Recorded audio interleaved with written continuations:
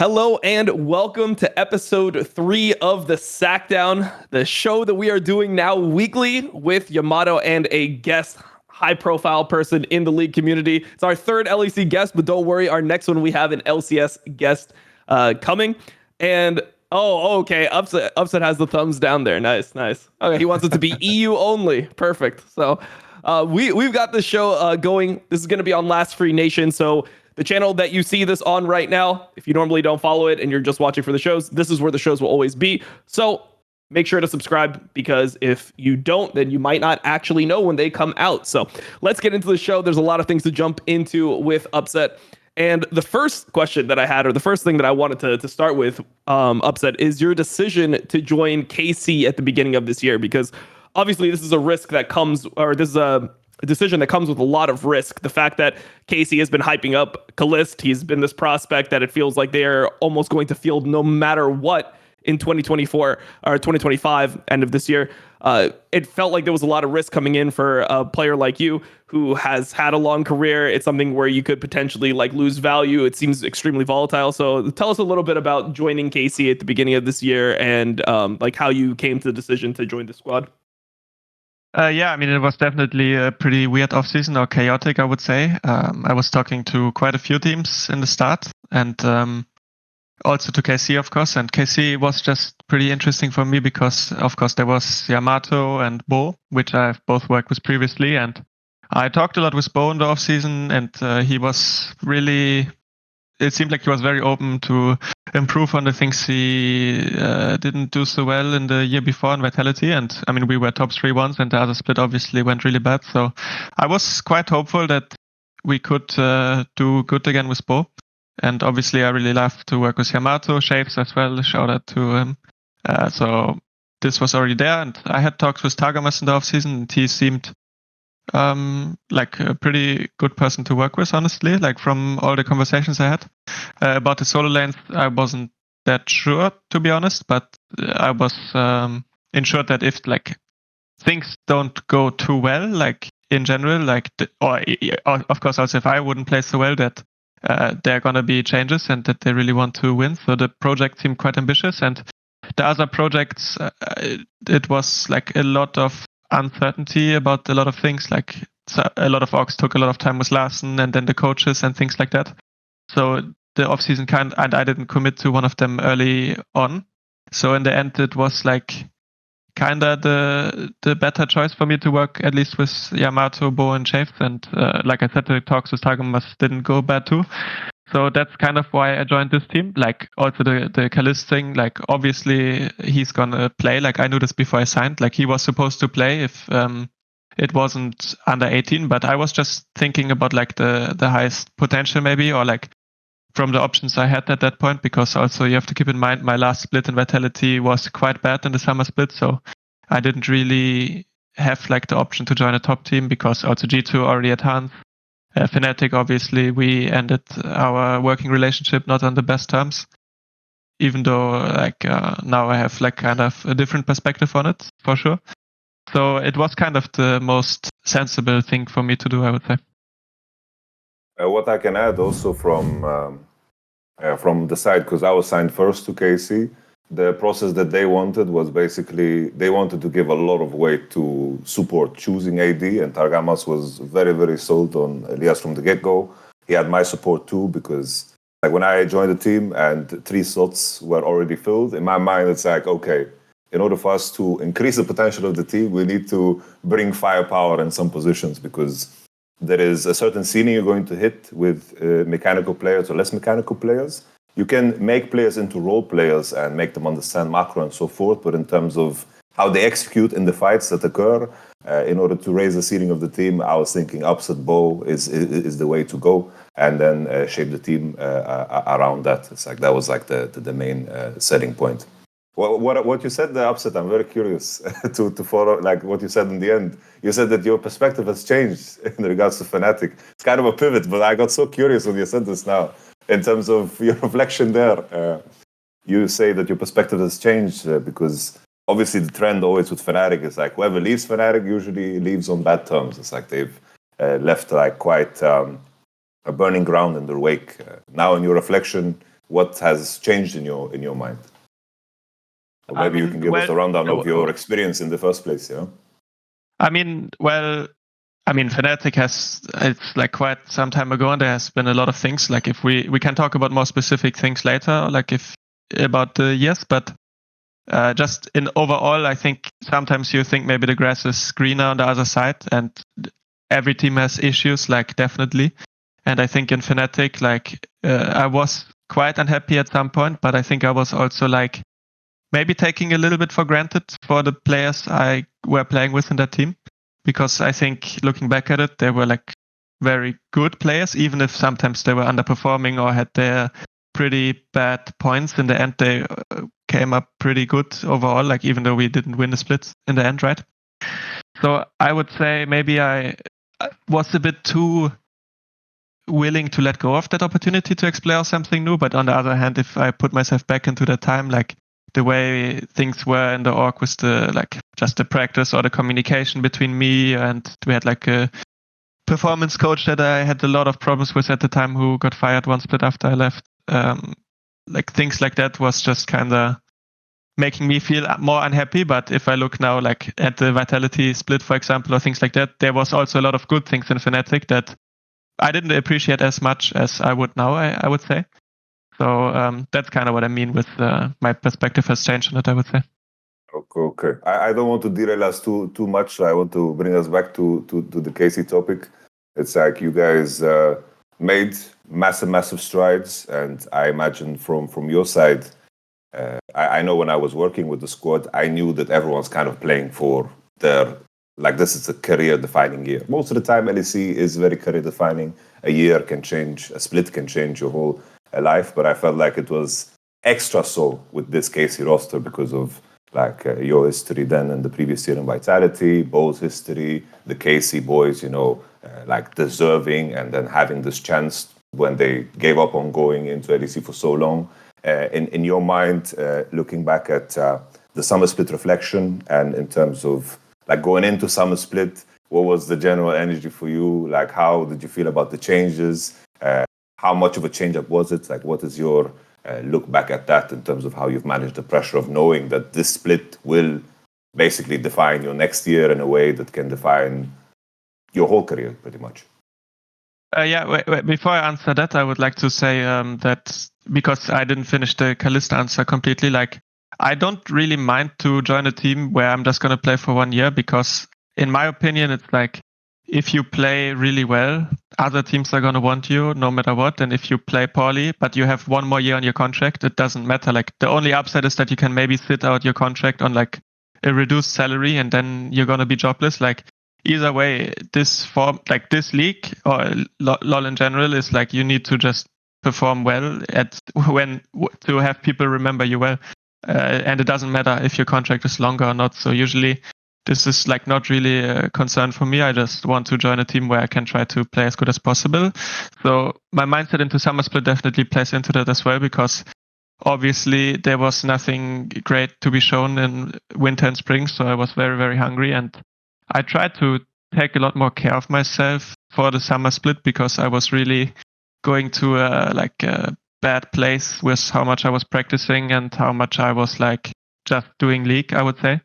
And don't get me wrong, like I still played a lot, but I just took better care of my health. Like in winter and spring, I was often staying up till 4 a.m. to play solo queue or 3 a.m. and then like be on way less sleep and stuff like that. But this time I tried to sleep earlier, sleep more. I stopped smoking, but that's also really good, because I realized that when I have like nicotine, like all my worst splits are when I'm on nicotine. And when I don't take anything in my body, I actually always have a lot better energy. And I think for me, it's I can like get really stressed, I would say, if like things go really, really poorly. But I also have the other side of me where I have a lot of energy to give, I think. And when things are going well, or when I see people around me are really like motivated to play, even if we're not like the best, I can feed off that a lot and also bring that into the team, I think, and bring a lot of hunger. And that's kind of how I wanted to go into the split. I wanted everyone to realize like that this split is a really big opportunity, Because with this format, you can change everything in one split. Like you can have a terrible split, and then you can have a really good split, and then how you are perceived can be completely different. And the splits are so short that anything can happen. It's kind of like a mini tournament, right? So I definitely wanted this energy in the team, and I think I did it. And I want to say that my teammates were all very motivated, so I was very happy about that for sure. So would you say that smoking is bad for you then? Yes, smoking is bad for you. I didn't know before. I found out now in 2024. Nice, perfect. There's a bunch of things that I would want to go to from here, but one thing that I think was different about the KC spring and winter splits for you is that generally in other teams, if your team was underperforming, everyone always had you as like somebody who had a lot of value. It would be like, oh, the team is performing poorly, but Upset's still really good. Where I feel like from just somebody who is, creating content and just, seeing Twitter and stuff like that, I felt like this was the only split that you've had, or the only period that you've had where people were actually flaming you and being like, oh, the team is doing bad because of you. And obviously I thought it was unfair. I mean, I am biased. I am your friend. But I think that you're a good player. So did that weigh on you differently, like having the community be so negative about your skill level? Because up until this point, you've always been considered one of the best AD carries in LEC. To be honest, I didn't really notice that much. I didn't read anything, but it's good to know now. Okay, well, now you know, bro. Everyone thought you were shit. Perfect. Like, there you go. I just wanted you to feel bad about yourself, just in case. I could Thank you. No, I could definitely feel like that there was a lot of negativity around us, but deservedly so, right? For me, like playing AD carry in a team that's playing this bad is kind of like it's not really much to say, to be honest. Like you play 9 games and the team is dysfunctional. It's like I'm not sure. Like I'm sure I could have played better, but I don't really think there's too much to be done, honestly. Also, I think the way. Also, you can also be in a bad team, but the team can be completely around you for you to carry. And I think then you have better chances, but also the player profiles in our team were not really made for that, I would say. Like, if you're in a bad team, but your support strengths are like, let's say, laning phase, and your jungle strengths are like engage, even if your solo lanes lose and you lose the game, like at least you can win your lane and then get like some good fights for the game, right? But our strengths were like neither of the solo lanes were particularly good at team fighting, I would say, or at creating space. And at the same time, our jungle is like a carry player that is sometimes playing carries, which doesn't really help AD carry look good unless he's snowballing your lane for you, or he's playing tanks, but he's really not playing the tanks well. Unsurprisingly, right? It's not his strength. And me and Taga are like, I think we had some better. Or I had some fine laning phases in spring and winter, but it's not like when, I don't know, like the pairing for lane was not the best, let's say. Like we were not really the lane to snowball and really get me ahead, I would say. Mm-hmm. Well, I guess I would rephrase the question then, because if you weren't seeing like the community sentiment, specifically what the main criticism of you was that you were like overly passive. It was like there was like a meme in Twitch chat every time you'd play, people would be like, oh, like team fight started, like upset is out, like upset must protect KDA at all costs. Like you essentially had this, this vibe in the community that you were just a huge KDA player. You weren't fighting. Like, what do people not see about the actual fights you were getting? Because I think Yamato and I were on the side where it's like a lot of times if the fight starts out fucked up enough, the AD carry can't actually do anything to carry the fight. It's not like every single fight is just winnable from an AD carry standpoint. But do you feel like you were maybe overly passive at times, or do you think that, in general, people just don't see the team fights from the correct perspective in LEC? I mean, like multiple things about that. Like, first of all, most of the fights were like really disgusting. How they started, like just terrible gameplay. So it's not much to do. If like I played to pass, like people have to understand, I played 2 years with Hillesang, and every time if I play too passive or something, we would review it. Or like there's always like a thing, and I would ask Hilly, like, do you think I played this too scared? Do you think I played this too passive? Like, what do you think I should do? How far should I push it? And I always have this in my mind ever since. So I review the games. Like, I'm sure there's times where I could have played more aggressive. I'm sure there's times where I went too far and made more mistakes. But in the end, it's all really situational, and like just a general tag like KDA player or stuff like that, it doesn't really help me at all. I would need like specific examples, like watch the fight, like then I could talk about the fight with the person, because I'm sure most people that are watching don't really understand the threats of what can happen to you in a fight. Like, of course, I can go in a shitty engage and die as well and do more damage, but damage doesn't do anything if you don't get kills or something from it, right? Like if it doesn't swing the fight, if you don't really get anything tangible from it, it's just really bad for you to die because you give gold and you can't farm while you're dead.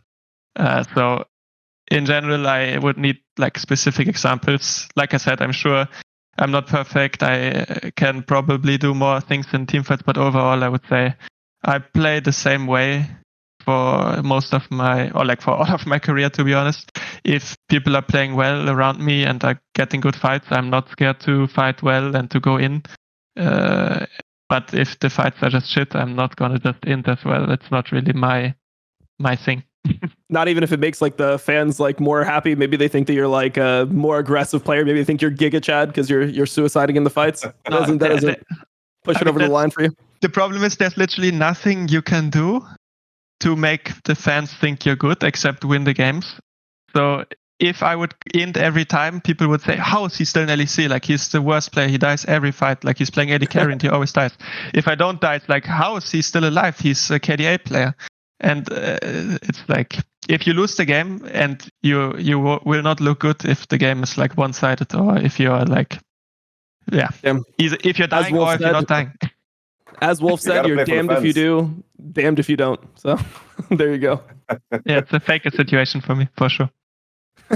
He couldn't do anything there. Keep it going, Yamato. To speak on the topic of offset, because we work together so many times, I do think that, especially like in winter, like our biggest problem was that we could never get a single good fight. I think in the games that we played, most of the fights that were won was because we were too far ahead to lose, and there was like some crazy 2v4 angle bow found, or we were just too far ahead because it was like we only took wins in the last split. But our issue was like taking good fights.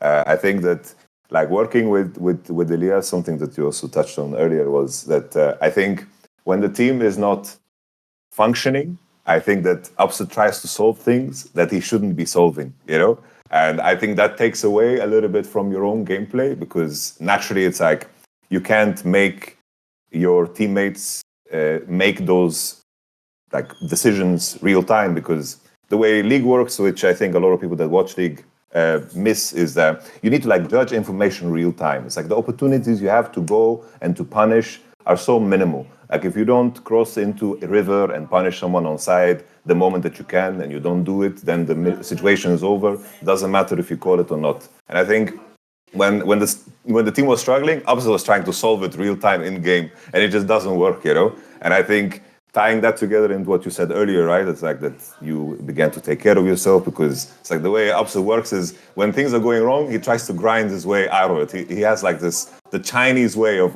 doing it. It's like, the team's not performing. If I grind a little bit more, maybe it will solve itself. So it's nice to hear that reflection that you're taking care of yourself. You're not smoking anymore. It makes me think about. He had a McRib right before this. He's like, I just went to McDonald's and had a McRib. So he's taking great care of himself. It's off-season. Okay, never mind. Let him have all the McRibs he wants. Perfect. I'm sorry for exposing your McRib, but like, I don't know. That was just crazy to me. Like, I would never order a McRib, no matter what, at McDonald's. What is this podcast integrity? I say something off camera, like eating a McRib, and he brings it up. This is not the tape. Cancel this show. Cancel the show. We'll get there eventually. Just give us like a few more episodes. I'll say some crazy shit. Don't worry. The KC split is over. You talked about fan sentiment. Coming into next year, in regards to what your prospects are now at this point in your career, what do you feel like? What doors have you opened up for yourself? What would be your dream situation? What would be like a no-go situation? What are your overall thoughts about the coming off season? Well, for me, I've realized like in the last 2 years, even more. I mean, I've always had the desire to play, but I think it has even grown more. Like, even despite the league being like in a worse state financially, I would say, and some teams like maybe doing their team building a little bit more cynical with a lot of national players, etc. for me, I just feel very, very motivated to play. So I just want to have a team that is looking to compete, I guess, and has motivated players. I think you can see a lot of ups and downs in the teams throughout the year because of just motivation. If you just look at how much solo queue people are playing for each individual split, I think a lot of the questions will be answered. And I think it's not like a big thing people focus on, but I can see like teams that are underperforming, people playing a lot less and stuff. And when things are going well, often people are playing a lot. So I think it's really a lot about motivation, this format. So you really want to be in a group that is like ready for the task to really give it their all in each split. So that's kind of what I'm looking for. I have to say, I think the teams has like a lot of good players, but the way the teams are assembled are like maybe like there's 3 really good players here and 2 really good players in this team and stuff. So obviously you would want to find a team where there's as many good players that fit well together in the same team. So yeah, that's kind of what I'm looking for, I guess, a motivated group where the players fit well together. And then in that contrast, I'm curious because there's always this conversation of like, what is a bad player or a good player? Do you believe in the idea that you need to have specific roles in a team that are filled? Do you believe in like some kind of rookie veteran balance? Is there an idea of like if I ask you the question more than, I want to play with good players, what is the deeper layer of what you would look for in a team? I mean, for me, motivation is a really important thing. I think the biggest difference between rookies and veterans, at least like some years ago, was that the rookies were very, very motivated. And the veterans, some of them like have lost their love for the game a little bit. I think nowadays the rookies are around like 41, the average age, like on average. So the rookies are very, very old. Yep. It has become a little bit different. I think the ERL format has been making things weird because people have like a stable job, I guess. So like back in the day, like before, I think. Damn, you're making yourself sound super old. Perfect. Keep it going, man. Keep it going. I'm 24. I'm too old for this. Me too. Yeah. No, I mean, like before, I feel like solo queue was really the most important thing, and like if you would play like in a second league somewhere or like a ERL, like it wouldn't really be so relevant. But now I feel like people focus a lot more on doing well in the ERL teams instead of really being focused on solo queue. So I feel like the superstar prospects are like the people that are really hyped out of solo queue don't exist that much anymore. And also like you can't promote a team into the LEC anymore. So I think there's also less drive for that maybe. Like if you played in Challenger Series, usually you would get paid quite little, but you have the chance of promoting your own team into the league, which makes it really, really hype, right? The stakes are so high for you. But let's say if you play ERL right now and you're like in a decent ERL team, you're already probably making an okay living or like a decent living, but you still have to scrim a lot. So maybe solo queue is a bit less important, or maybe you're already playing in the ERL for many years, so your motivation and love for the game is just less than before. The 16-year-old people that are only playing solo queue, they're going to be so motivated when they join the league. So I think that has been a big change. And that was like, you're asking what is a good player and a bad player. So this is just about motivation between rookies and veterans that I've noticed. So for me, it's not really about like if they haven't played a game yet or if they're in the league for long. It's just how much do they still want it?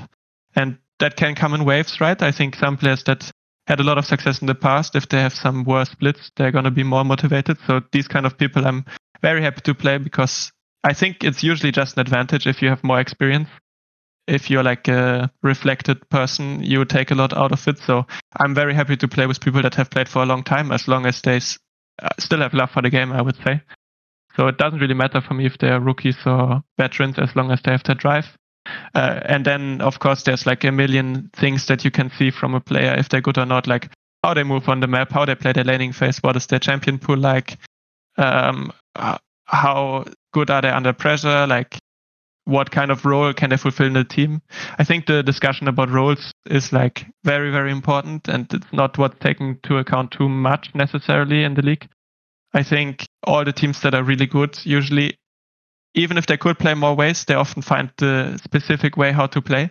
And they keep building on that, and this is like their strength and the way they want to play the game. And I think that's much better than trying to have a team where every role can carry, etc. I think even like if you look at last year JDG, obviously their team has amazing players in every position, but they still found their very specific style of how to play with 369, like more tanking, right, or bruiser, taking up space, ruler hyper carrying, etc. And Kanavi like playing around mid bot a little bit more, let's say.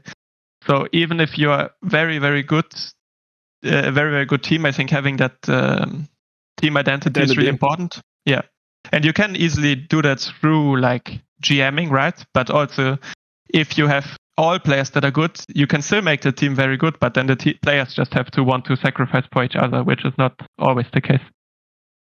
No, for sure. I think Casey is a good example, right? Because I remember like having these conversations on stream about people were telling me like I do think Bo is mechanically better than Closer, but Closer was a player that was willing to do a lot of dirty work, and he was very, very good at it. So aesthetically, it just makes, not only aesthetically, but for every reason, it makes a lot more sense to play with Closer, because he was willing to play the tanks, and he was finding the engages, he was willing to sacrifice camps, which really fit well with how you and Vladi like to play. And if Bo is in the mix, then it's like Bo needs very specific players around him too to succeed. And always the argument was like, oh, Closer, why is Bo not playing? And I love Bo. I think Bo is insane, really, really fucking strong player. But in this construct coming into summer, it just didn't make sense. And I think it's very important to look at that. I think the other example, of course, is like Team Heretics. There you have just a group of players that are good at setting up others,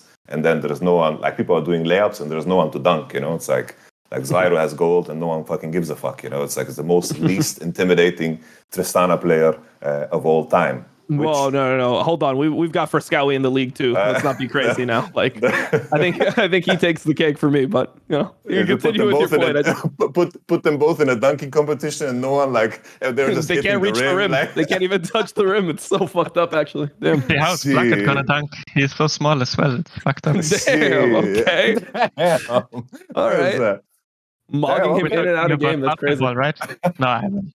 We're talking about basketball, not league. Oh, okay. Never mind. Yeah, misunderstood the point. Talking about basketball. Yeah. Speaking of league. Yeah, sorry. Go ahead. Shoot. No, I mean the Bo thing. I think the problem with Bo is also his focus on what he wants to get better at, and I think often you can think like, wow, this guy is so good at this. If he only was good at that other thing, then he would be so amazing. But usually the reason he's so good at one thing is because he puts 99% of his brain power into this one thing. And that's why he's so good at it. But the other thing is not being developed for a reason. And it's not like you can just teach him that other thing, because that's actually not what the person wants to do.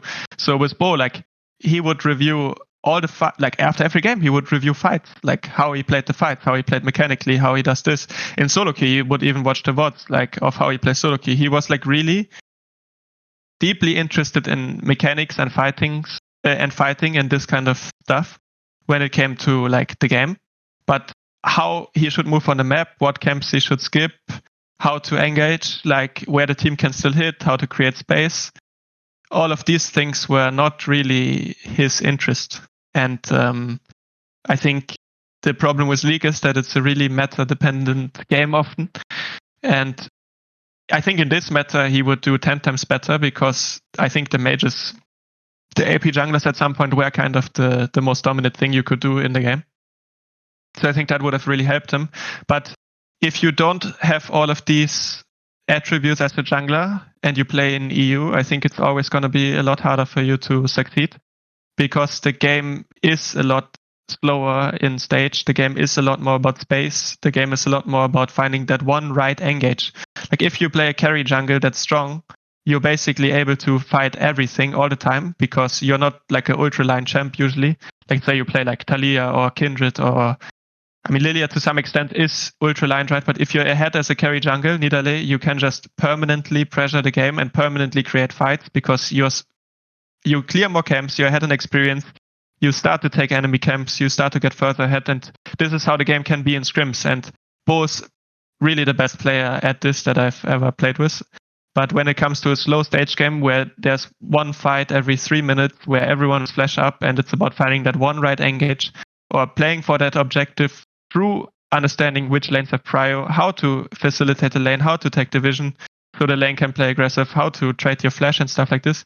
This is just not his strong suit, but this is how competitive games are played in Europe for the most part. So I think this has just been a big problem. So even in this meta, I'm not sure if Bo would have been much better for the team, but he's obviously an amazing talent, and I really, really hope for him that he can play in a meta like this or have the right teammates around him that can really guide him on how to set up the map in a way that he can succeed, because that was also not met in KC at all. So I can't blame him alone for that, because the way our mid support played together was not very it didn't lay a good foundation in any way. Like there was not much discussion on making plays or anything like that. I mean, I think the interesting thing about that is that Targamas and Saken had played together for a long period of time, right? Like these guys have played together before. Casey the first time, Casey the second time. So with these players that are veterans, why wasn't there that foundation? Was there anything that you were able to see from playing in the team, like any reasoning as to why these players didn't have that, there was no mid support synergy. There was no waves where it's like, oh, Targamas needs to be around mid on this wave so you can create pressure. It just felt like it was almost like a solo queue game when you guys were playing in winter and spring. I mean, first of all, the level is just different. While Saken maybe was the best ERL mid laner or one of the best, and he was able to create advantages and have a slow way of playing the game that will win him the game in ERL, because he's going to be better at teamfights than another player. In LEC, this is not how the game is going to be played when you play versus Humanoid or Caps there's many good mid laners, right? The level is just different. So you're actually going to be the one pressured. You're actually going to need to make a play to win the game if you play mid lane. You're actually going to need to be better at laning than you were in ERL. And people are going to push their advantages harder. People are going to pressure the map more. And people are going to pressure the side lane more. And it's not just going to be like both teams are playing much worse, which is obviously the case in ERL than in LEC. That you just need to do a lot more things. You need to be a lot more active. You need to be a lot more proactive. And I don't think that's how they won their games in ERL. And I also think, obviously, Saken was not very communicative, and the same for Targa. I think Targa understood how to play the game quite well, but he was never going to be the person to make plans involving others, like making a plan for other people to involve themselves into the game in winter and spring. He changed a little bit in summer in that regard. So it's like if you're mid, nothing's coming really from your mid, and he's not particularly strong at laning or team fighting or side laning, and your support is not gonna fill that hole that some support players maybe can, but I'm not saying it's his fault that he didn't do it, but he didn't make up for it, right? And then you have a jungle that actually his main strength is skirmishing, but no fights are really being started. The lanes are not being played in a volatile way where he can really interact. The game is played in a really slow, objective-based game. It's not gonna work well. You're just gonna get choked out on vision because you're bad at that, and there's no fights being started where Bo could actually shine. And also the meta was not the most favorable, right? Yeah, I mean, one thing I would wanted to follow up with the Bo point is from watching KC voice comms, obviously it's a limited amount. You can't know what's going on in the team, but it did feel strange that Bo, the person who's speaking in a second language, I mean, I guess a lot of you guys are speaking in second language, but obviously there's a difference between Chinese being your first language and being there for your entire career, and being in Europe where you learn English pretty early on. It felt really weird to watch Bo having to talk so much within the games. He would just be communicating every time, everything. And for some people, it'd be maybe he's talking too much, but it was clear that he felt that there was a lack of communication in the team and that he was trying to compensate for that. So on the Bo point, do you think that him being forced to talk so much and, communicate in a second language, do you think that this detracted from his ability to perform in LEC at all? Or was this, just a byproduct of other issues? I think that he was talking so much was not a negative thing. The negative thing is that the other, I think he is smart about jungling. He doesn't understand the broader game macro concepts that well yet, which is totally fine. Not every player needs to be good at everything, especially if you have such a strength. The thing is just, it's fine that he's talking so much, but he's not really saying like the most important things or the most serene like understanding of the map. So the support jungle, the support mid had to make up for that, but they weren't doing that either. So it doesn't matter if he talks a lot or not, because the things he was saying were not really that like useful, in my opinion, in terms of how you play the map. I don't know if he could have played a bit better individually if he talked less, but like most of his comms were not that important. Like he talked a lot in fights, which I think is good for a jungle. I like that, but when it came to map play and like how he should open the map, where he needs to go, how to set up the objective, like where the enemies are, like this is the kind of very important communication that's very important. He was not really doing that, so if he talks a lot or not was not really important for the team, I think, from my perspective. I think also something to add is he was talking a lot, but in a lot of cases he wouldn't be like listening.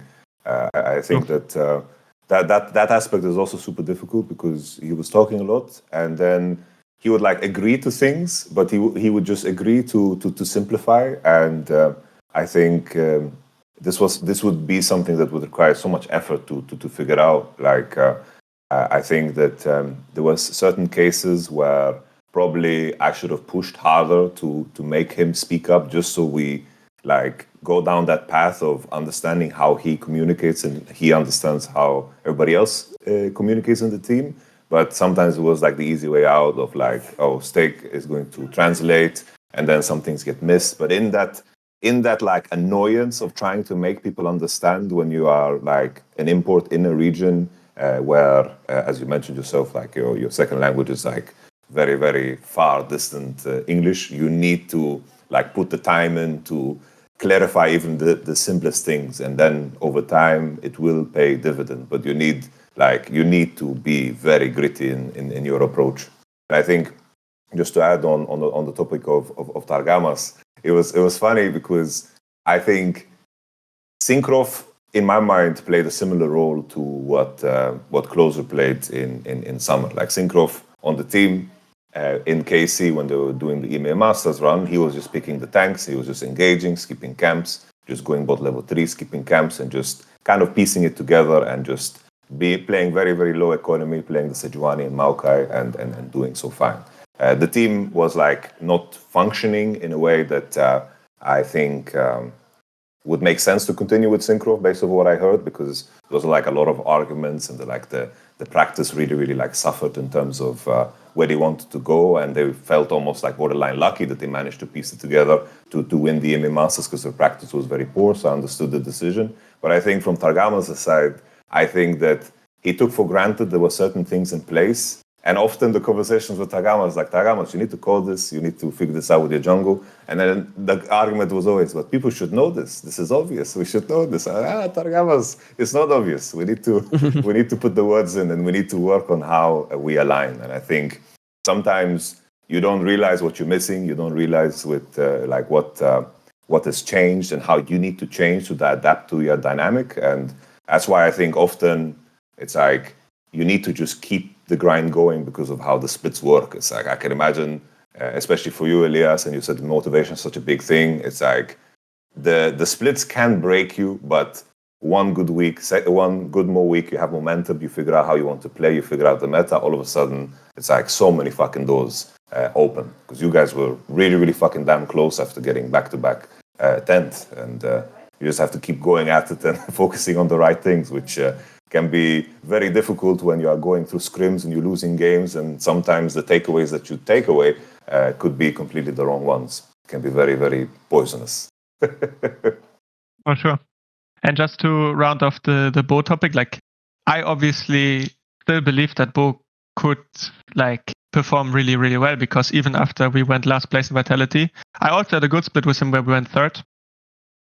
And the reason we lost these best of fives to BDS and Mad Lions at the time was solely based on our understanding of mid-game vision control, I would say, and how we played the map. And I thought, well, if Bo's so amazing at all of this stuff, and he can get better at this, and he says he wants to get better at it, then I don't see any reason why it couldn't work, right? In the end, I think the team was not set up well around him. I also think he didn't particularly want to get too much better at this part of his game at this point in time, for different reasons, I guess. So yeah, I feel sad for him because I think he is an amazing talent, and I just hope he can be in a team where these things are made easy for him, and I would like to see how he performs in this environment. Dom, you need to start, bro. You have pool on Billy. Your videos are out there, bro. You need to start the tag free Bo. We need him to play in the LPL. Free Bo, man. We definitely need him to play in the LPL. I mean, it's a topic everyone always brings up, is the fact that he played with like Duanby, who literally would just streamline the entire game for everyone, time everything, make every call in the game. It seems like in some way that kind of gave him like a perspective of what his qualities in a game, which qualities he had would be the most useful. And when you go to a different region, you have to fix a bunch of different problems. I mean, I know I played a long time ago, but this is something that I learned throughout my career, because my first team was the best team I played on. And when everyone is covering different things, it's very hard to like realize how big your flaws really are and how much they can like negatively impact the team. So yeah, I mean, it is rare though to see everyone who's worked with Bo always have this opinion. We had Perks on the show. We've had a bunch of people that have went 10th place with Bo being like, oh yeah, I think he's still pretty good. We're normally for a player, if you go 10th place, it's like. I mean, don't get me wrong. He was absolutely griefing a lot of games that I played with him on stage, like really dirty inting. Like, it's just, I believe in his upside too, but I don't want to act like this was like he was elo held or something. Like, the way he played tanks on stage under a lot of stress was just very bad. Like, so it's not like I think he's this like elo held amazing superstar. I just think he can still be good in the right team, and also the meta is somewhat important, I would say. Yeah. So one thing that I've noticed, I mean, this is once again going back to your voice comms, but one thing that I picked up on when watching you guys this split was the amount of like the way that Vladi was like mentally present about things outside of a fight for a rookie, which was really interesting, because when I would listen to your voice comms before, everyone's just talking about, oh, this fight, like, all right, like who has flash, who has like, can we kill this guy, can we not? And then hearing the juxtaposing that against what Vladi would do, which would be like in a fight, he's like, oh, we have to take care of like mid or top, or no, we can't actually push for this inhib, like I should go to another lane right now. Was this something that you think actually helped the team, or do you think that this was just maybe specific things taken out of context where he's not actually that type of player? But for me, like, what did Vladi end up adding to your team in terms of like restraint and macro play? Because it seems like there is another layer to Casey's map play that happened in summer that we didn't see in the previous splits. I mean, first of all, like, I have to shout out Targa, because he was the person that actually put in the effort to sit down with Vladi many times to review things. Also, my coaches try to make things easier for us as a team and streamline the game. So I think like his understanding got better through the knowledge that we were able to part with him. I think Vladi's biggest upside was not his comms or like his calmness or like the macro. It was just that he really loves the game. I think like he played more solo queue than me in a lot of weeks, and I play a lot already, so he really plays a lot. Like, he just loves to play League. So he's just like crisp individually. Like, I remember like just when I even talk about this, like a random moment, I remember we played versus Mad Lions in Winter Split, and Sarkin was fat on Azir, and he got like hit by arrow after arrow. Or maybe it wasn't versus Mad, maybe, but he just got arrowed. And then I played with Vladi, and like an arrow comes out of fog, and he like E's sideways with Azir, dodges it backwards, like doesn't misposition him, still in a good spot. And this is just like the crispness that you need from your mid laner if you want to win team fights like consistently. So I think this is his biggest strength. Like, I think his laning is like still very raw. Like, it was his first split in LEC, and like I said, the level of laning is just different in ERL compared to LEC. But like how he can play fights, how he can do damage, like these qualities are pretty good. And he also learned how to play side lane and how to get himself fed like quite well, especially for like a rookie. So I think these were his best qualities, but in terms of shot calling, he wasn't a big part in the way we played the map in like for the most part. But he did his part, I would say. He wasn't like a heavyweight or something. Yeah, so there's a few points to go on from here, but when you were talking about all the different like like options of teams, I randomly thought about the fact that there was rumors years ago that you were going to like go to China and play for IG. I don't know if you remember these rumors, but I was thinking about like all the different teams because obviously I remember like the NA times where NA was giving insane amounts of money, and you always were somebody who was considered like a high profile talent. So what I was going to ask you, is there any teams throughout your career where you like really wished you joined them? Was there any like contract or any team where you're like, oh, I really wish I played on this team and I took a different career? Is there anything that you've misstepped on when it comes to these types of things, considering that you've played for so long for like so many different organizations and you've had your name be one of the core like pieces of a lot of off seasons? I would say. Yeah, I mean, I definitely did a really poor job in terms of career management in the teams I chose. Let's hear about it. If I think back about it, I mean, I'm fine with where I'm at now. I'm grateful for what I have actually. Like, I think it's no point in like being sad about what you don't have when you have such a full life with a lot of beautiful things and being able to follow your passion and have this as your job as well. But sure. Going back to it, so I think it was good to join Schalke instead of joining Giants. Like, this was at the very start, right? But then prolonging with Schalke already in 2017 when we promoted to LEC instantly before actually seeing my options. That was already the first big mistake, because this was the off season where Sven and Mithy went to NA, and I was just in Brazil with Perks. I didn't read the signs properly.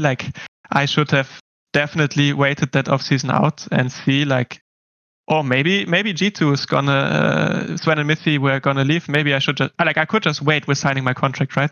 So 2018, and I think I signed it until the end of 2019, or maybe I prolonged it. No, I think when I promoted to LEC with Schalke, I signed a 2-year contract. So already there, I think I missed out on this opportunity because they ended up getting Jan and Vladi afterwards. And then in that following off-season, after we went to the final with Schalke, I was supposed to join the G2 lineup for 2019 and Perks would stay mid.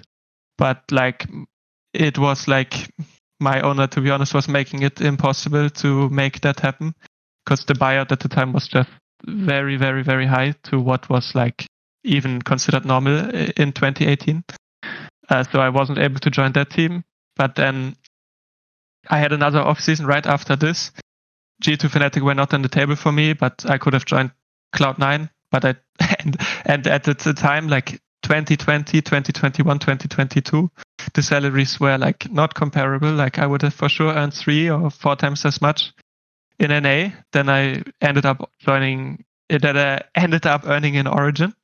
So I turned down this. TSM was there as well multiple times, but I'm fine that I didn't join them. But I think orgs like Cloud9, G2, Fnatic, these kind of orgs is just places, or Team Liquid, where you can just really build out your career, because these are the orgs that are willing to spend a lot.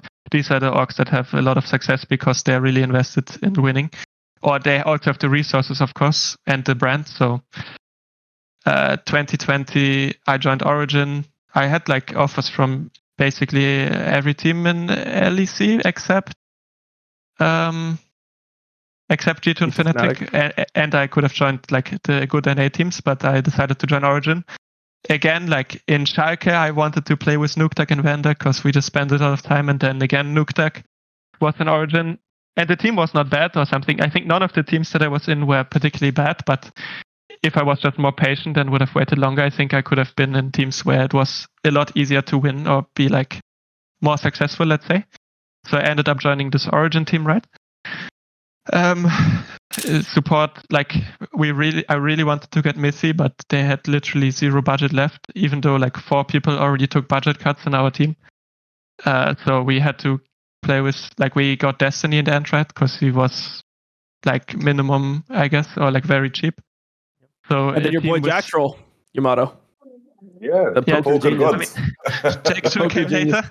Yep. I mean, the thing with Origin was just Zerx and Destiny were very passive support jungle. I think Alfari's strength was not team fighting, but laning. So if people would set him up to make the team fights really straightforward, where you can just beat somebody up with your gold advantage, it would have been a very strong team, because Nuktak in the spring split was still very strong, but he had a lot of health issues in the summer split, which led bad. And obviously, if you play AD carry with Xerxe and Destiny, you're not going to be the most enabled, but I think I still did my job, scaling and playing well in team fights. But yeah, obviously this ended up pretty bad. And then after this, I think I managed to join Fnatic, which was a really, really good decision. Obviously, if Reckless would have stayed in Fnatic at this point in the offseason, I think the only option was to get me as well into G2. So this would have been an interesting timeline as well. If I would played in that G2 lineup instead of Reckless. But I was very happy with Fnatic too. And then 2022 in hindsight, I should have re-signed with Fnatic in the summer split. So we wouldn't end up in that awkward situation where I wasn't playing, I kind of wanted to leave, and they kind of wanted me to play, but then it ended up being like this. So yeah, it's in theory, orgs don't really matter, as long as you have the good players, right? But it is apparent that teams like G2, Fnatic end up in the good spots usually, right? And make worlds consistently. So I guess just not being able to join G2 earlier, or in general, or leaving Fnatic, I guess, were the biggest fuck ups in that regard. And financially speaking, not going to Cloud9 or America was obviously really bad, business wise, let's say. But I mean, it could be worse. You could be, Gilius, who declined $750,000 to play for FlyQuest, and then ended up teamless within half a year. So, it could be worse. That's what I want to. To be fair, that's crazy. But the NA contracts, you can also get fired very easily, right? It's not in Germany where you actually have some security. If you're not worth your money, probably in NA, you're probably gonna get kicked pretty fast, I would imagine. Yeah, but definitely. Yeah. I mean, on the point that I brought up earlier, was IG actually on the table? Why was there randomly rumors of IG upset, you playing in the LPL? Was this actually something that was discussed? How far did it go? Or was it just completely fabricated? To be honest, this was one of the most ridiculous things ever.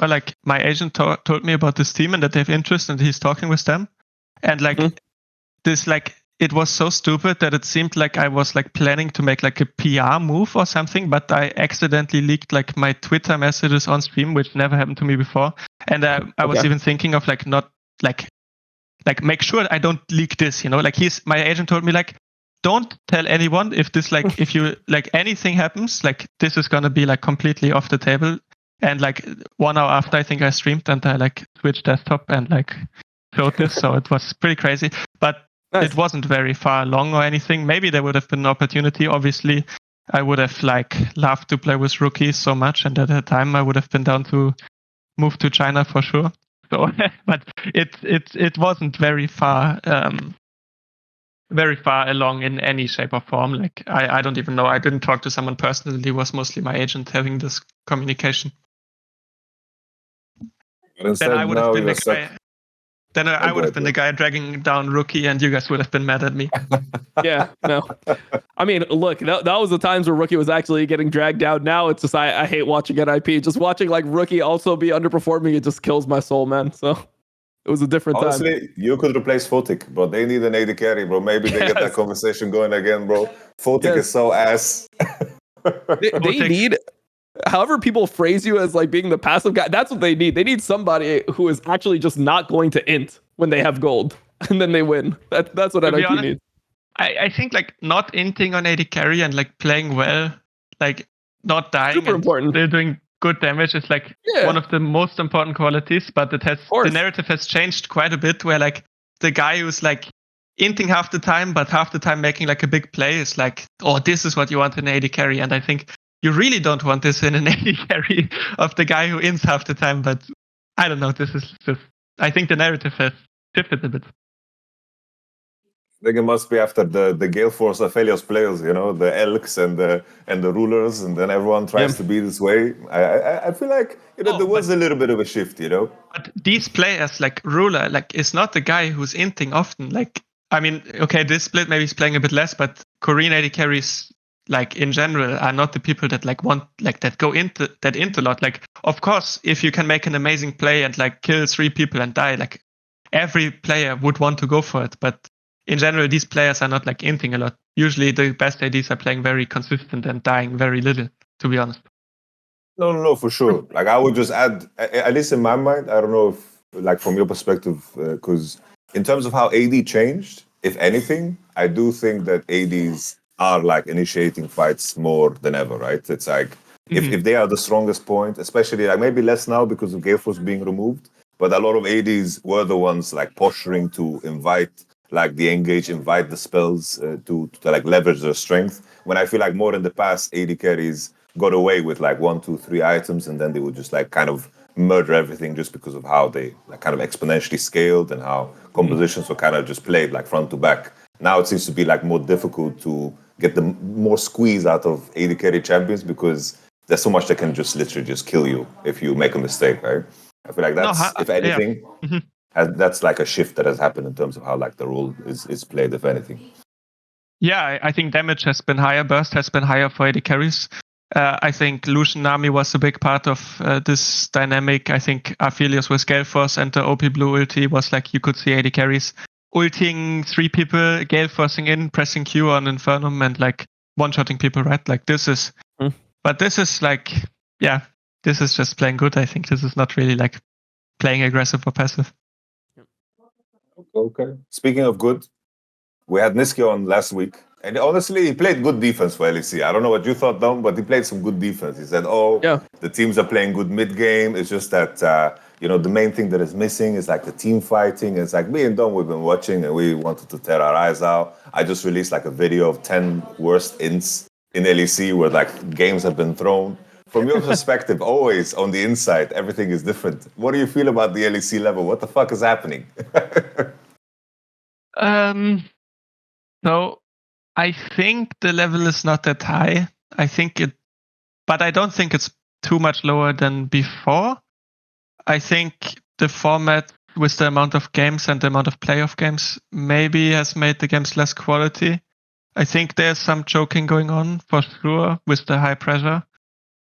I wouldn't say that like if you go back in time and you watch like a SK versus Astralis match or something like that the level was that high, or I don't think anyone's making that argument. I feel like that's not the argument that people are making. The argument people are making is that if you watch this G2 Fnatic final and you compare what we just watched there to like old G2 Fnatic in like 2020 and you contextualize it with the time and what was going on globally, this G2 Fnatic was like a much worse final. That's like the argument people are making. This was like a historic choke, I think. So if you look at the last final that was played in Spring Split, like I think the game, there's a lot more throwing inside of the game because of game mechanics that have been introduced.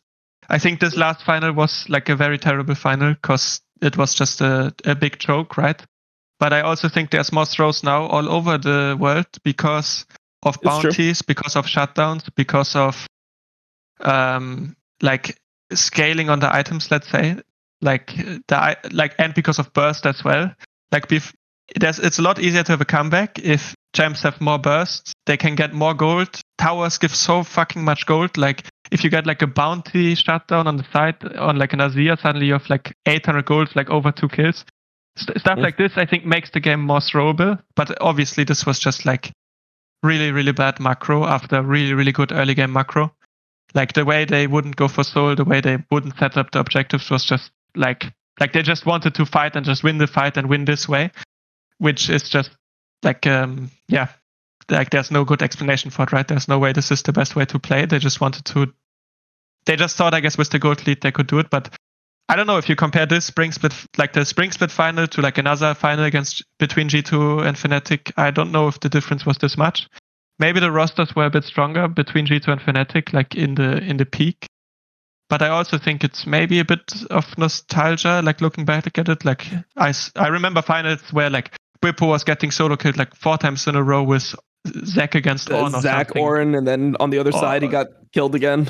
or like Caps playing like Kog'Maw Janna in the final and like Fnatic like breaking their hands on the dive or stuff like this. Like I think the biggest thing is like just that the international success was more made the region feel a lot better about itself. I think like of course I still think G2 Fnatic now are not bad teams. Like seen globally, or at least G2, like you could see they at least won against the second best Chinese team, but it feels like the Asian level has just went higher, to be honest, and the EU level is like the way teams are built and stuff.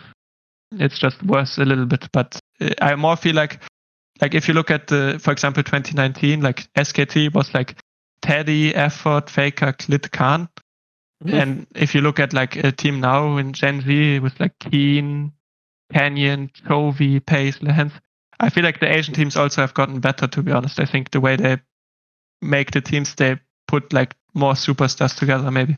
But maybe so the GMs, so the players are just as good. It's just the GMs are worse in the LEC.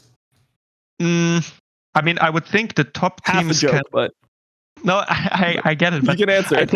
I think the top teams should still have like very good players that should be able to do stuff internationally, to be honest. Yeah. In EU. I think the difference maybe from like talent, I'm not sure. So when you made the comparison to spring finals, I think the reason why spring finals, like people gave spring finals a pass because there was like a lot of like throwing in that series was because of the 2v1s being introduced. You know, G2 was trying to 2v1 every game and then they like weren't doing well. The first two games, I felt like they should have just straight up lost because of 2v1s. The first one they did. The second one, they're super far down. Then they ended up winning that game. They close out the series. I think the thing that people are worried about is that no one really trusts Fnatic. Like everyone just thinks that Fnatic is like a dog shit macro team. I mean, they lost twice to TL. When they went internationally, it felt like they could have some good early games, but they would always end up throwing. And because they just threw it to G2 again, it just feels like this team will never be a macro, like a strong team macro wise. And I guess part of the perception comes from the fact that G2 is winning still the league, but they're having consistently bad early games. Like if you looked at the stats that came out, they had pretty much only losing early games to BDS and Fnatic, and still were able to win like pretty easily. They won 6 out of 7 games, playing almost exclusively bad early games. So do you think that G2, like when you're watching them, do you think that G2 just has some issues in this meta, or why do you think it is that G2 is not getting these leads? I think people would prefer if G2 was, able to start with a good early game and then carry out the lead as opposed to like always coming back. I mean, I think like G2, first of all, played a lot of scaling after they lost to Fnatic the first time. I think they went really heavily into the scaling direction. So their early games are bad, but the lanes that they play and the compositions are also worse.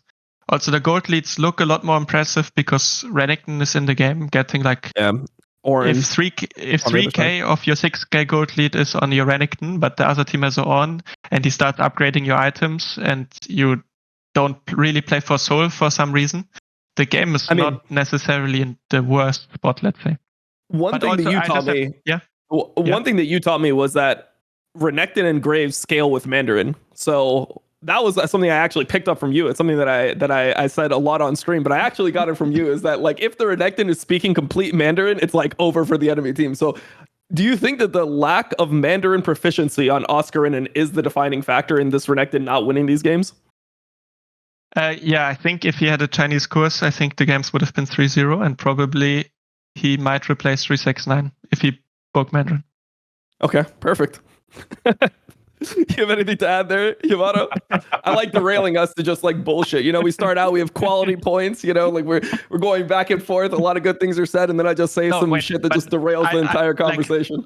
I want to say so G2's early games were worse. They also drafted fully early game, and I think they are the team to snowball, so I think they were not the best at that. But I also think Fnatic just threw so fucking hard. I think Fnatic's strength is like a lot about their support jungle mid playing early game actually really well. I think Humanoid laning is something that is like everyone knows he's very good at it if he chooses to be. And Rastok is obviously like has developed into an amazing jungle. Like he was good when I played with him, but now he's like even better. And I think Jun has been like really a standout player.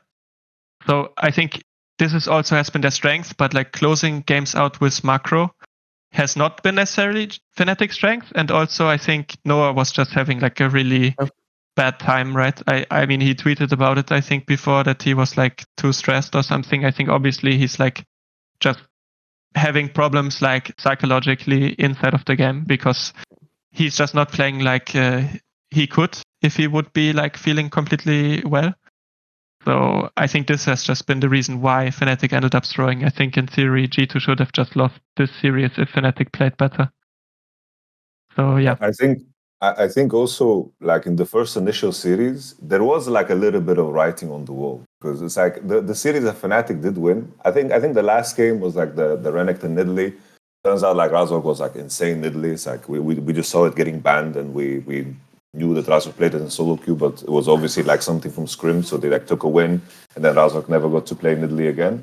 But like a big thing that stood out there, like I don't know if you guys remember that one game where they played against the Caitlyn, Azir, and the 3 tanks. And they had like the Jhin comp. Like even that game, like Fnatic struggled so fucking hard to finish. Like Noah got like hooked out of a bush because he walked into a trap. Like he queued and missed like a crab. And then it's like Azir almost died because he walked into Jhin traps. It's like even that game turned into like a 60-minute banger when it really didn't need to. So it seems like from G2's side, they seem to have like recognized, oh, everyone's shit at ending games. We're going to commit into this way. But I think for a team like G2, considering they ran back the roster, at least from my side, it feels like the ambition needs to be greater, because no way in hell do I think that they're going to lock in the horn against the Chinese Renekton. Then no way in hell are they going to do this. It's like they did this to get the trophy, and in some degree, just because the format is so different, Summer Split being over here, maybe the season finals, they can salvage the idea of what they should be, just because of the distance of like the playoff, so to speak. But I think from that point of view, it's so fucking disappointing, because like, I talked to Roma so many times, the voice of Yamato, whatever, and the ambition that they have in order of what they want to achieve. I want to see like steady progress, but it seems like after MSI, there's just been straight up like stagnation. And the challenge, of course, is to improve in a region that is, of course, like worse than where your level is at. And you have to dance with a team that is like Fnatic, that I think to some degree can push you.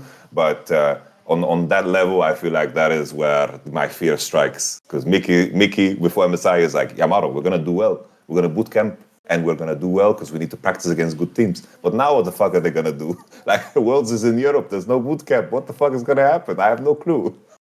Well, it's likely it's going to be rough. I mean, also, I think the meta, to be honest, I think the meta was also not good for G2. I think the on against Renekton, obviously, Renekton is going to have grab pressure. Obviously, he's going to ship your tower if he manages to get the grabs with a high tempo jungler. But the bigger problem this series was just the bot lane laning phase was horrible. The priority on Nautilus over Leona, the not willingness to pick Ezreal as early as possible or ban it was the bigger problem. Like both games they played against Ezreal Leona, they just got smashed 2v2, and then Razork came too. Like if you lose your lane and the enemy jungle is Zyra, you're gonna have a very, very bad time in the game. So I think this was like the bigger problem, and I think obviously Hans is very good at a lot of champs, but I would say Zeri, Ezreal and Kai'Sa, like he does play some Ezreal and Kai'Sa, but it's not his comfort, it's not his best, it's probably not in his top 8 of champions that he wants to play. So I think this has just been a problem on this patch, and I think it's gonna change as well.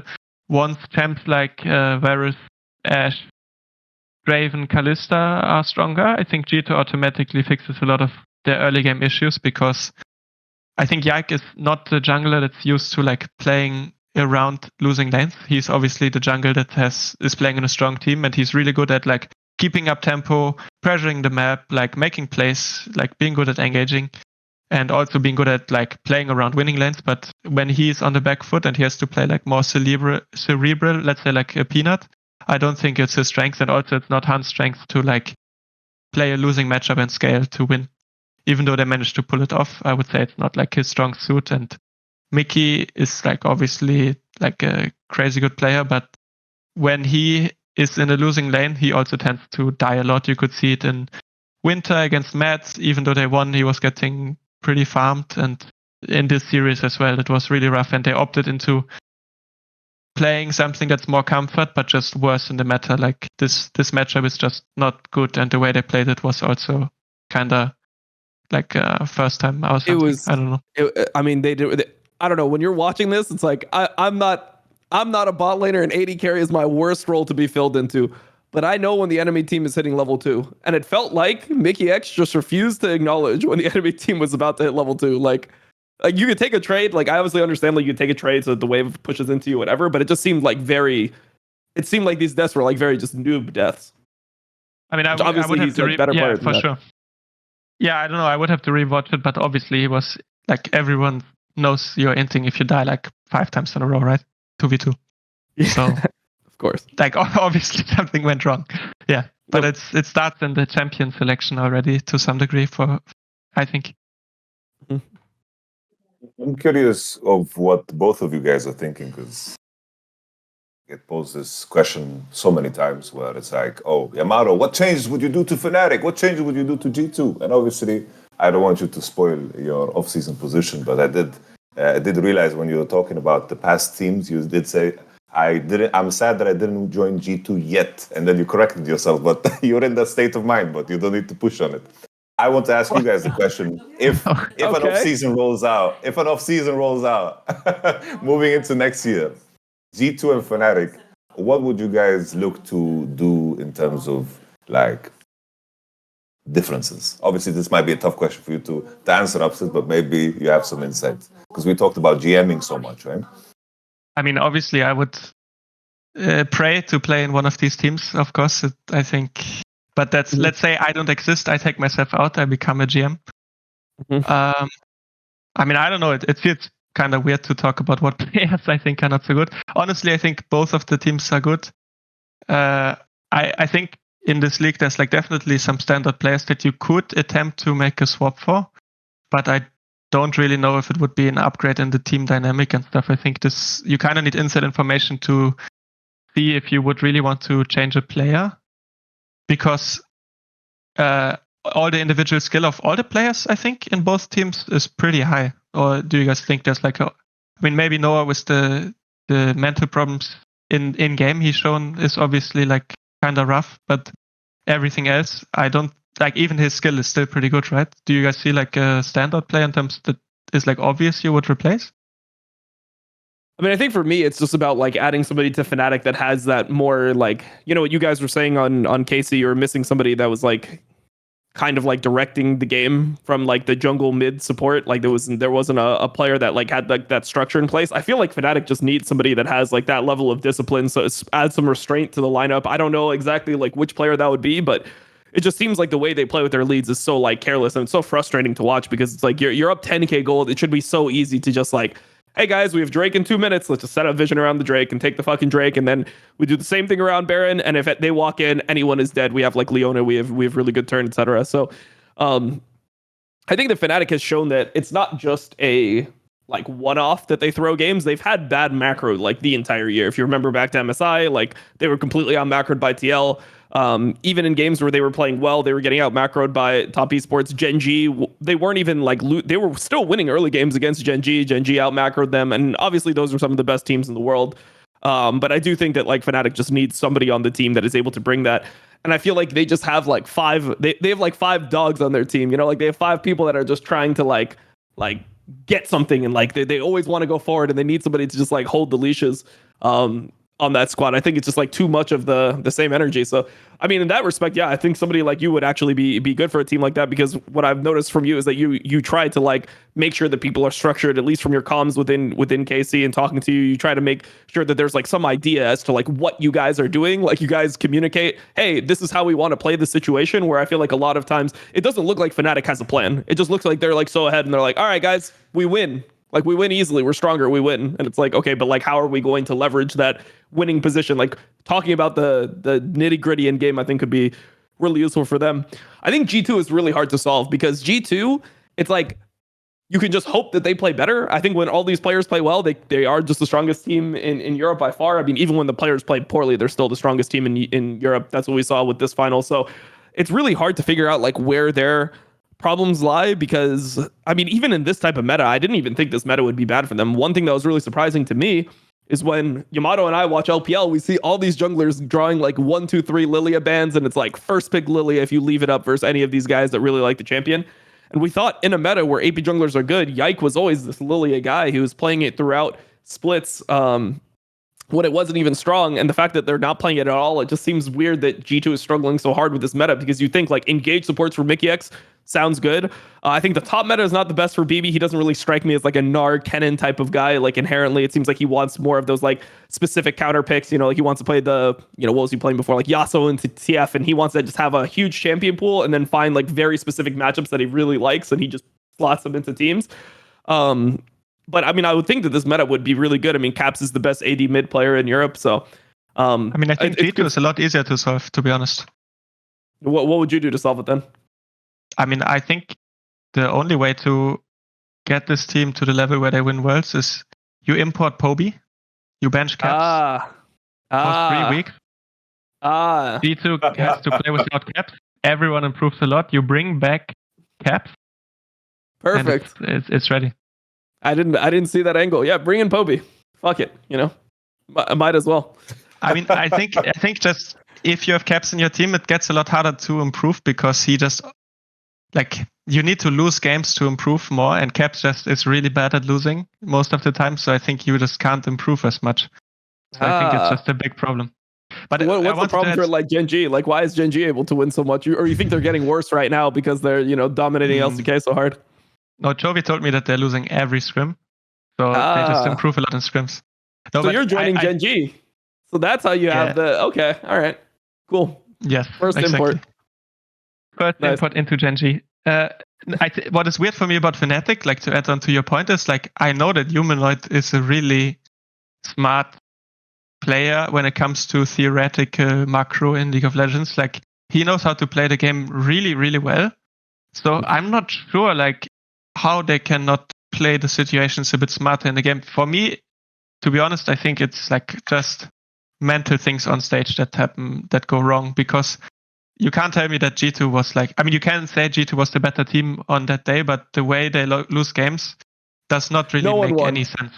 There was no winner in that finals for sure. It just makes no sense how they lose these games. Like it has to be something weird. So like the macro understanding that this team should have from the players they have, I think should be higher than what they're able to display. So I don't know what is going wrong. It is, yeah, okay, go ahead, Yamato. No, I just wanted to add, I do think that in terms of like how they distribute farm and how they like farm side and the in-between the objectives, they do well. But I feel like always in the sequences where they need to just set up for dragons or barons is where everyone just kind of loses their mind. It is very, very strange because I can reaffirm the point about Humanoid. It's like when we started working with him 2022 after he beat us in the finals, it was quite eye-opening in terms of like, so I would say, damn, we were pretty retarded in the way we played the game. You don't know 5 people mid and you just engage instantly? This is not how you play. But we're winning all the games. In the middle of it, like, no, that shit still happens all the time. Like, let me tell you, one of the gripes that Yamato and I have is that in EU, like every fight just happens in the middle of mid lane for some reason. Like when you watch LPL LCK, it's like they have the same fight, but it's like in the river. Like one team has position on the river, they have like pink ward set up, and then the team that's at the disadvantage like checks in and there's a fight there. For some reason in LEC, it's always in the middle of mid lane, bro. I don't know why they always fight in the middle of mid lane. Mean, it's like, but to be fair, like everything is on a spectrum, right? And like the way people engage on mid, like Hilly, Bwipo, there's no one who does it like them. Like the way Bwipo sets up the Vego Mist for Hilly to flash Rakan out of fog on the first guy and the fight just starts and you're just going, or like Hilly, like the enemy AD has no flash. Like if he even like leaves his fountain one step, like even if it's behind the Nexus, like he's gonna be CC'd no matter what, and hopefully we kill him, right? This is just how the game goes. And there goes. Look, it's right for one of the teams to be fighting in the middle of mid lane there. Our problem is that it's definitely like somebody is in the wrong if every fight is happening in the middle of mid lane. That's our main criticism. I mean, that's true, yeah. Respect.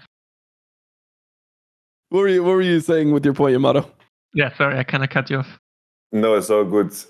I think just in my mind, Fnatic, it's like how they farm is good. It's just the objective setup. Like, what the fuck is happening there, man? It's just like sometimes, like what APA said was so based because we need more of that. APA was like, oh, we went to MSI. We got fucked on side lane. I watched Caps VODs, and now I farm side super, super well. We just need more of that. It's like tangible. It's like, what the fuck are you running down? Tangible. Look at the data, replicate it. But I can say from a coach's side, to get people concentrated on one thing and in unison put your effort into something is So like hard. the most difficult part. Because players have so much ADHD, bro. It's like getting good at League and getting high in solo queue, bro, you are really giving into all of your ADHD and self-inducing ADHD to a point where like you everything is behavior-based and pattern-based. And then you need to kind of unlearn that because it's been so rewarding to play a certain way. And in that transition is where the difficulty lies. It's like players have played a certain way and then you need to relearn a pattern. And having everyone focus on the same thing when so many details can be distracting, it's the most difficult part. So when APA said that shit, it's like, bro, I sucked on side, I watched Caps VODs, and now I play side good. It's like, yeah, it should be that easy. It should be that easy. Yeah. But it isn't. You just need Adderall is the solution to League of Legends, is what you're saying. All right. So no more nicotine. Combat the So- ADHD. okay, so LEC players need to start taking amphetamines and stop doing nicotine. That's is what I'm Yamato's getting coaching. from Upset. That should be the title of the episode. Perfect. Heisenberg Yamato. No, but to be Jesus fair, like, Christ. okay, Jesus cut this Christ. off potentially. I don't know. We're just gonna ignore it. We're just gonna go straight into the fucking points. No, Like, wait. I need to say one thing about mid laners watching Caps. Like, I can assure you, all the teams are watching Caps, like how he plays side lane. But Caps steps are like a bit different. It's like step 1, pick Tristana or Azir. Step 2, go side lane. And then it's question mark, question mark, question mark. And then step 4 is 1v2 outplay them while playing perfectly mechanically on these champs and just being ahead in gold. And this is like the last step that people need to figure out. That I think they need to watch a but little I bit think more it's of like Caps. when I watch Caps, I feel like it's deeper than that because I think the thing that Caps understands is like there's a time where you're allowed to die on side lane. Like you can like push an extra wave, and if they send a bunch of people towards you and you die, but you end up burning flashes or trade resources or whatever, it's good. So I think that Caps is like people kind of have him as this like savant where it's just like, oh, how does he end up winning the situation? I feel like a lot of it is just understanding like when you can actually challenge them to try to like make a play on you. And when you can't challenge that, like I feel like he puts himself in positions where he has realistic chances to win it, or even if he loses it, it's still okay. Yeah, 100%. Like, also, Yamato's point was more about getting farm, right? Not about outplaying. And the way you get farm, like, you can definitely do all the things Caps does without, like, needing to pick the fight. It's just that's, like, the cherry on top, I think, his eye for outplays and absolutely. his eye for pushing his leads. But the way he farms, this, in theory, you can watch. And I think there's mid laners in LEC that are, like, good at farming side lane to some extent, or, like, are Can you getting give us some better at it. examples? Like, because for us, like, we were always talking about, like, we always thought Perks was really good at it when he was playing. We thought that Jizu was really good at it, but it feels like there's, like, a lack of the good side laning from mid laners in LEC right now. I mean, the thing is kind of that, like you were mentioning Perks, Caps, Jizuka, right? But this was kind of a little bit of a different it was different era meta in the game because nowadays the way the game is played is that the support jungle are a lot on the side of the mid laner. So I think the people that were really good at farming were Humanoid and Larsen, whereas the new wave of mid laners. But the way they farm side is much more team-based. Like it's a whole team concept, the way Rastok Jun provide vision. And Caps is much more playing it based on game sense and individual like outplays and stuff, while Humanoid Larsen is also good at farming, but they do it in a way where it's much more team-centric, where you basically play more 2 lanes and the top lane is just catching, or they use TPs to catch the other side, and they provide a lot of vision for him. So it's not like pure side laning, maybe it's like just 2-lane macro, I would say, but they are good at farming. It's just a different way, I think. Yeah. So when we were talking about this, you mentioned Humanoid, and he's a player I would like to like ask about a little bit deeper because, like, I'm kind of biased against Humanoid. People that watch my co-streams know that I kind of just like get triggered by him. Like a lot of times when, like for example, when he died as Corki versus Talia mid in the split, like he just got like solo killed by a Talia as Corki. I'm like, how is that possible? Like it just triggers me for some reason, and I get like a vibe that is not really based too much in fact. I mean, I've heard things, but I'm not sure how accurate it is. I get a vibe that he just like doesn't give a fuck. Like that's how I feel when I watch Humanoid. It just feels like he doesn't like really care. So I mean, both of you guys have worked with Humanoid. Am I like completely wrong about this? Is there like motivation problems with Humanoid? Like, how do you guys feel about him? I guess Upset, you can start. I think there's multiple things. I think in a way he kind of puts that image out himself with like, oh yeah, I want to go to Tomorrowland, blah blah blah, while you're playing the split and stuff like this. Like he kind of has this persona, let's say, or like this cool guy attitude maybe. But in the end, I think he's actually very dedicated to League. I don't think there's any way you get that good, like especially like how he plays lane and stuff, without being really like serious about your work in a way. I think there's times where he doesn't enjoy the game so much, like in terms of meta and game design from Freak. I think he has some differences sometimes that make him pretty unhappy to play the game. But overall, he's a very dedicated person. I think his solo queue numbers have always been pretty good. I think he is like, he has the tendency to maybe not invest too much into interpersonal relationships if he doesn't feel like the person doesn't really want to learn as much as he like would like him to. So that's like a thing where he also checks out a little bit. But Does he give up on players quickly? I mean, to some degree, yes, I would definitely say so. But also the other side of the play, like, but if you actually want to learn, he is a person that will teach you no matter what. But I think he wants people to want it, you know, like that's what I got from him. Like, if you want it and you want to learn from him, he's going to teach you. He's not going to say, nah, fuck you, like I give up on you. But if that is not there in the first place, he's going to be like, yeah, okay, then fuck you. Like I do my own shit. I don't think he's a very conflict like looking person. I think he's definitely quite avoidant when it comes to like conflict or like talking about problems. It's more like he just does his own thing. And if everyone does his own thing well, it's going to go well. And I think that's what has worked for him in the past, where people want to learn. But like I don't buy that he doesn't give a fuck or that he just plays for money or something. Like I think it's important to him. I think it should be important to everyone, but he's dedicated for sure. Like otherwise he wouldn't be that good. And I enjoyed playing with him. To follow that up, to add a layer to it, I agree wholeheartedly. I like this player. Humanoid is one of the smartest players I have ever had the pleasure to work with. Like I mentioned before, it's like working with him in the first initial split was very, very eye-opening. But I think that if you are someone that is more like on the emotional side, that needs like sometimes more time, and you need to have a certain energy from someone, then Humanoid is not going to be the person to kind of match your need in terms of how he delivers it.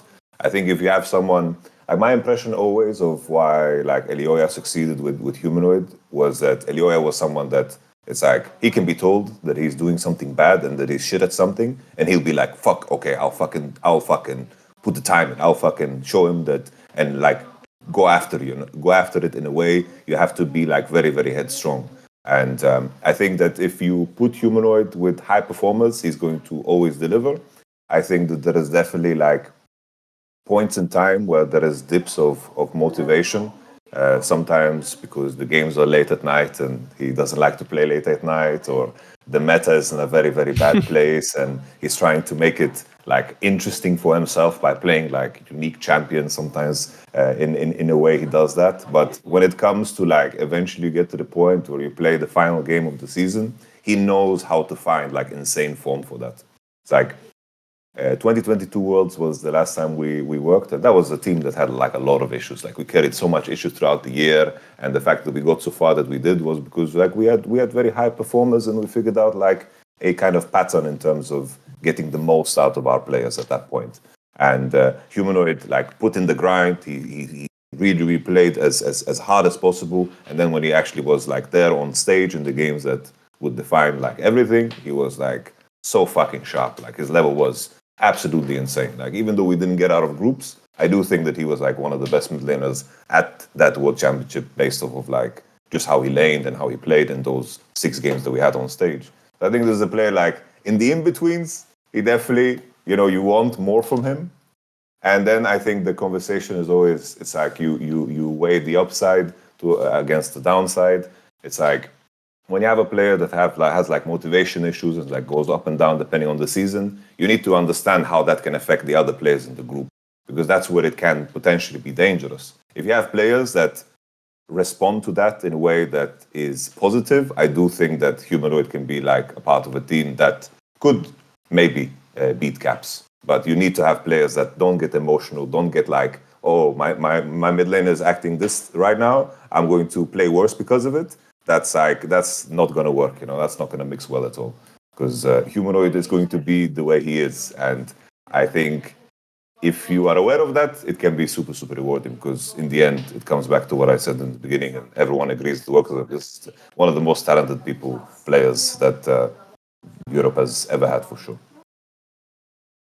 Yeah, absolutely. I mean, I can understand that perspective. I mean, mainly what I was thinking about is like, when I watch him play, for example, it feels like he has a very preferred way to play the game. It feels like he wants to be playing mages, right? And even like when I'm trying to like read into things, like in recent interview, he's like, oh, like, this meta, like there's a systemic issue with the game right now. The reason the meta is the way it is because, mages have way too little movement speed compared to like AD carry champions, because they put movement speed on like Kraken Slayer and all these items, right? So I guess my question was just mainly about like, does he have that like grind to try to improve at like everything? Because it feels like he's kind of going to be good in the metas where he's good, and in the metas where he's not, it's you don't know what you're getting for him. Like, he's never going to be bad, I would say. Like, he's never going to be a bad mid laner, but it's just, if you keep him in the conversation of like a perennial top 2, top 3 mid laner in LEC, he will fall short in that comparison overall. So yeah, I mean, we've kept you here for a while, Upset. We've asked you about a lot of different things. Normally at the end of our show, we ask our guests, is there any topic that you really wanted to come on and talk about that you haven't got the chance to talk about? If there is, we can go for that. If not, we can end here. What do you think? Yeah, I mean, I was thinking about it a bit. I was not sure if I want to talk about it. I mean, for me, it is just one thing about the community perception or things in general that has been a little bit bothering me, I think. And it's when the topic is like, when people always make it that it's like, let's say, like a rivalry between me and Adam. And this thing like bothers me, to be honest, because for me, it has nothing to do with League, and it's just purely personal. Because like, if somebody makes these kind of accusations, which he did back then, while saying that he actually doesn't know any information on it, and is willing to like say this and send like such a big fan base in one person's direction, and not just into my direction, but into my wife's direction, for me, then this being brought up as like, oh, it's Upset versus Adam or something, is just pretty distasteful, I think, and like I really don't like it, I would say. Because like if there's like a player saying like, oh, Upset plays so passive and he's bad at the game, and I say like, oh, but you're bad at this, then it's like, it can be like a fun thing, right? Yeah, then, but this is like just for me, it's where somebody like overstepped like a really personal boundary, like renaming to Lonely Wife, and I still read this shit. Like basically all her social media was like flooded, Twitch, like everything was just completely fucked from this. Like for such a long time, and that people still like to make it like, oh, it's like this fun league beef between Upset and Adam. It's, for me, it's just, it's kind of shocking that it's like still a thing that I see a lot, like when I stumble into some comments or something. So I just wanted to like make that clear, because I never really said it on a talk show or anything like that. And I saw also the Niski episode last week, where he was talking like a little bit about the things in the Fnatic 2021, right? Yeah, we were gonna ask this exact. We were gonna talk about this exact thing, and Yamato made the executive decision. He's like, yeah, let's just cut it from this show, because it's not worth like rehashing drama if they don't want, like, because it's very hard to see if like, we don't want to come off as we're trying to like dig into like making drama for no reason. Like, we want to talk about interesting things, but we also don't want to just make it like we're creating drama at the expense of our guests. And that's why Yamato's a really good friend of mine, because I know he's a really genuine person and a really caring person. It's just, for me, I just wanted to have this set, I think, because like, you guys have to know that in every league team, there's like so many things inside of the team happening that are like on a personal level, that are shared or like told or said, or like interactions between people, but you don't make it personal. You don't bring this out to the public. This is like a team thing, So just that this boundary was overstepped in this like way, in terms of accusations that were based on just like just a personal feeling, like whatever, I was just going to post this. And then also like the aftermath of him saying like, he's not up to my ambitions. Like, that's not how I speak. First of all, this is never what I said. I actually gave like a really in detail explanation what I thought about the team back then, before he went public with this bullshit and everything. Like, in terms of team building, with Niski Adam in the same team, like maybe they're both like quite supportive players. Like, maybe you want one of the solo lanes to be a bit stronger on side. Like, we have like different strengths to make the team more balanced. Like, I said things like that. I never said anything like that. And still reading to this point where I'm portrayed as this like guy who's so unbelievably cocky, who like thinks of these players as like trash and wouldn't want to play with them or anything, is silly for me. I respect Adam as a player, like how he plays. I think he has upsides in this game. He has obviously downsides, but he brings like pretty unique things to a team, and I think you can appreciate them. But as a person, for me, he is like the only person in the scene that I like just deeply feel like I dislike him heavily, I would say. So I appreciate that Yamato wanted to do like not talk about it. I just wanted to bring it up because I still see the sentiment around me, and I just wanted to maybe speak my mind a little bit, maybe find a little bit of closure with this topic. And I'm not here to bring up personal stories of what like people were doing in this team in the time, because I think I don't want to make this like a big back and forth or anything. I just wanted to use this platform to speak my mind a little bit on this topic. And I would obviously appreciate if this is like not framed in this way as a rivalry anymore, and let in peace. And the main reason why I was even thinking about not talking about this, obviously, is because I don't want to rehash it or bring more attention to Paula and to this negative energy into my life. But at the same time, I feel like I wanted to make some things clear from my perspective. Perfect. Do you have anything to add, Yamato?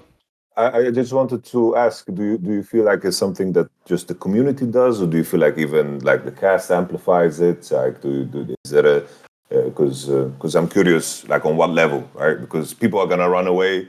Like, the main reason what happens in teams is so sacred is because it's like we have so many hours together. People are gonna show themselves at their worst and at their best. And if something comes out, it will be portrayed and blown out of proportion because people are gonna assume and whatever the fuck, right? That's why everything is sacred in the team. I mean, like if you're friends, I think if you have a close relationship, you know the boundaries between people. You can even make a joke maybe or something. But like when I'm like, maybe sometimes I'm weak, or I read a comment, or like I go on a Reddit thread and I see like the main upvoted comment is like, how ironic that Adam is the person kicking upset out of Worlds. And it's like, yeah, because it's like just a rivalry for fun, right? This is like not, he did something really like, in my opinion, really fucked up towards the person and towards the partner of a person who had nothing to do with that conflict. And even name yourself Lonely Wife and stuff like this.